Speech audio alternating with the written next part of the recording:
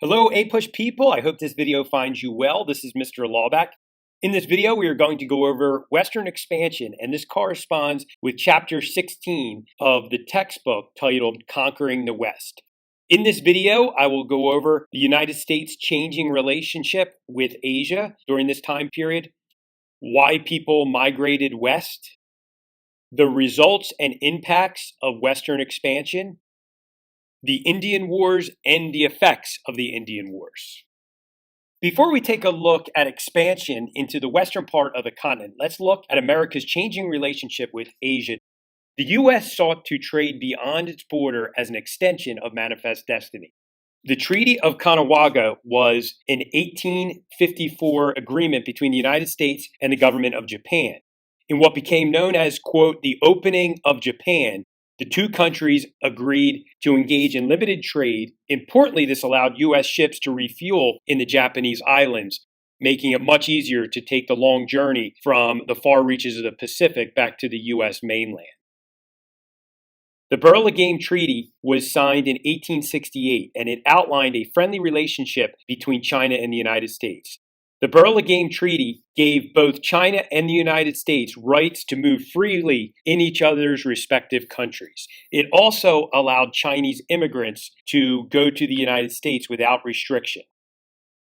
What were the reasons that people migrated west during the second half of the 1800s? It is very important to keep in mind that the American government not only encouraged expansion west, but they also incentivized it in many ways. A big reason for the push west was the Transcontinental Railroad. The Pacific Railway Act encouraged the building of the Transcontinental Railroad. This was passed, of course, during the Civil War. Many of the people that worked on the railroad were Irish immigrants that worked headed west from the east, and Chinese immigrants who worked headed east from the west. The Transcontinental Railroad was completed on May 10th of 1869, where it met in Promontory Summit in Utah, officially connecting the Atlantic and Pacific Ocean. It was now possible to travel from the East Coast to the West Coast of the United States in about a week. Not only could people travel quickly, so could goods and ideas. Now the United States truly had a national economy. There actually ended up being 4 transcontinental railroads when all's said and done.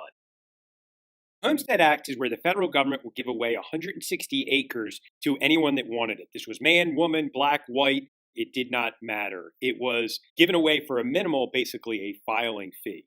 And as long as you improved the land and lived there for 5 years, it would then be yours.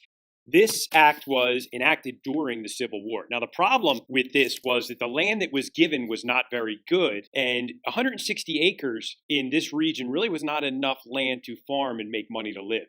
Many Americans also called this land the Great American Desert because of the lack of water and rain. Most of these homesteaders, unfortunately, ended up not being very successful, and many of them headed back east. And much of the good land was given to the wealthy through corruption and also given to the railroads. Exodusters, these were freed men and women that moved west. Exodusters was the name given to African Americans who left the South and headed west to escape the very oppressive discrimination and black codes of the South. Rain follows the plows was the unfounded theory that settlement in the Great Plains or the Great American Desert caused an increase in rainfall. This simply was not the case, but this encouraged a lot of people to move west. The Morrill Land Grant Act of 1862 set aside federal lands to create colleges to, quote, benefit the agricultural and mechanical arts. Many of the colleges today in the United States are a result of the Morrill Land Grant College Act. A great example of this would be Penn State and the University of Delaware. Another big reason people moved west was because of mineral resources. Comstock Lode in present-day Virginia City, Nevada, was a site of a silver and gold rush, also named after Henry Comstock, who was the founder. Of course, earlier there was the California Gold Rush. There was also Pikes Peak in Colorado, where gold was discovered. Mining towns attracted a diverse and combustible mix of white, black, Indian, Mexican, and Chinese miners, and were oftentimes wild, unregulated areas that were often on the verge of anarchy. This is where the term the Wild West comes from. Most miners had gone in the hopes of getting rich, but unfortunately, many of them did not. The hope was to get there, get rich, and head back east. But this rarely ever happened. And many miners were stuck in the West because they lost all they had and couldn't afford to get back east. So there were a lot of people in these mining towns who were really down on their luck. Because of mining and railroads, new communities were created in the West, and they became centers for commercial activity. These towns were often referred to as boom towns. These towns were often filled with half foreign-born populations. So a big myth of the West at the time was that it was not diverse at all, when in fact there was a lot of diversity to similar levels in the urban areas in the East. The cattle industry drove many people west. These people were oftentimes referred to as cowboys. It was relatively cheap to get into and attracted many blacks from the South. Many Civil War veterans took to the open plains as well for their opportunity. The long drive was the name given to the process of these cowboys herding the cattle from the open plains to the railroads where they would make their money. The prices for cattle meat was very high in the East, and cattle was a very lucrative business. The conditions for these cattle in this region were perfect, and railroads opened up all types of new markets. So again, this is connected to the Transcontinental Railroad. The cattle industry was very volatile, though. Bad weather, overgrazing, ranchers beginning to put barbed wire, invented by Joseph Glidden to protect their property, and the fluctuating markets created much of this volatility. As I mentioned earlier, there was actually a lot of diversity in the cattle industry. Not just whites, but there were blacks, there were Mexicans, and a lot of immigrants would leave the East Coast or the West Coast and head to the interiors to take part in the cattle industry. Now, what were some of the impacts or results of this Western expansion? About 250,000 Indians called the Great Plains home. They were thriving, leading nomadic lifestyles as superb hunters chasing the millions of buffalo they used for a variety of purposes. However, the buffalo population was drastically decreasing. This really affected Native American tribes as they were dependent on buffalo for food, clothing, shelter, and tools. This dramatic decrease in population was due to white settlers hunting them for fun or for their meat or for their hide, and also to make room for the growing network of railroads. The farming industry in the United States was changing drastically. As mechanization and technology improvements were made, farming almost took on an industrial type of a nature. This basically ended up forcing smaller farmers to leave agriculture. The small yeoman farmers were not as common as they were prior to the Civil War, and the small-time farmer really struggled during this time period, especially in the western part of the United States. Some common problems facing farmers were falling crop prices due to the expanded amount of supply because of this industrialized farming, unfair railroad business practices, which we will learn more about later, high costs of this new machinery and technology. So while this machinery did make farming a lot easier, and this technology did, it was also very expensive.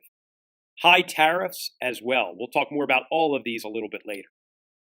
The Chinese Exclusion Act of 1882 suspended Chinese immigration for 10 years and declared Chinese immigrants ineligible for naturalization.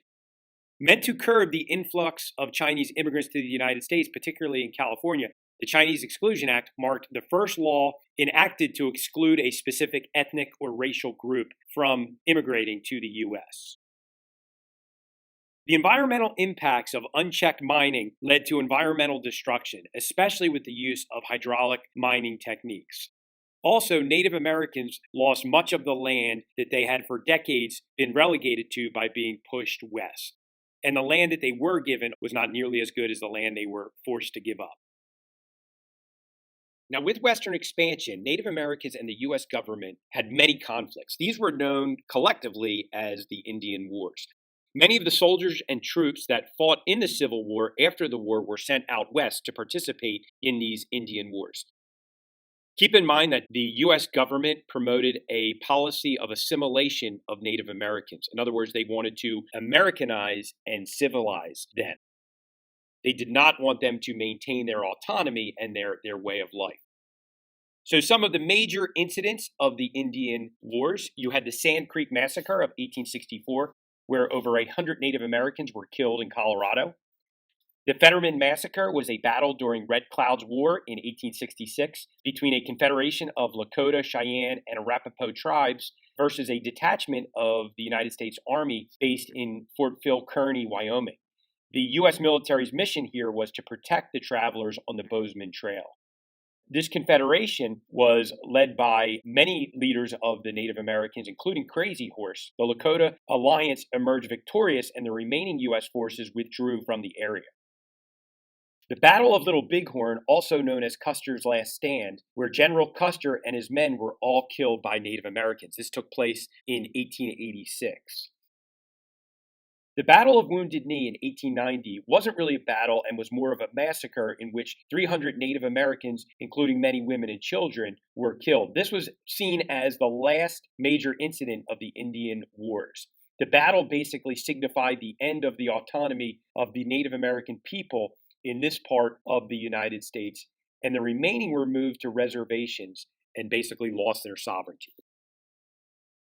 So what were the results of the conflicts between the whites and the Native Americans? One of the results was the Dawes Sovereignty Act of 1887, which dramatically changed life for the Indians as it gave their Native American land to the white settlers. Native Americans could get citizenship, but it also required them to abandon their nomadic lifestyle, and they had to take up Christianity. Now, in response to this, Native Americans began practicing the ghost dance, and this became known as the ghost dance movement. These were ceremonies in which Native Americans would envision a return of the bison and an elimination of whites from their land. This in turn created great concern by the American government. Indian boarding schools attempted to assimilate Native Americans. Now, in many cases, Native American children would be sent to these boarding schools. A great example of this boarding school would be the Carlisle School in Pennsylvania. And they would be taught to speak English, live the American way of life, dress like a white American, and they would attempt to, quote, kill the Indian, but save the man. Needless to say, these Indian boarding schools were very oppressive towards traditional Native American ways of life. The purpose of Grant's peace policy of 1868 was an attempt to minimize the military conflict with the Indians and to, quote, again, Americanize them. Grant promised to remove the corrupt American officials that supervised the reservations, and he replaced them with Christian missionaries. There were also several Supreme Court rulings that limited the rights of Native Americans. The most notable one being Lone Wolf versus Hitchcock, which gave Congress the power to make any Native American policy that it wanted.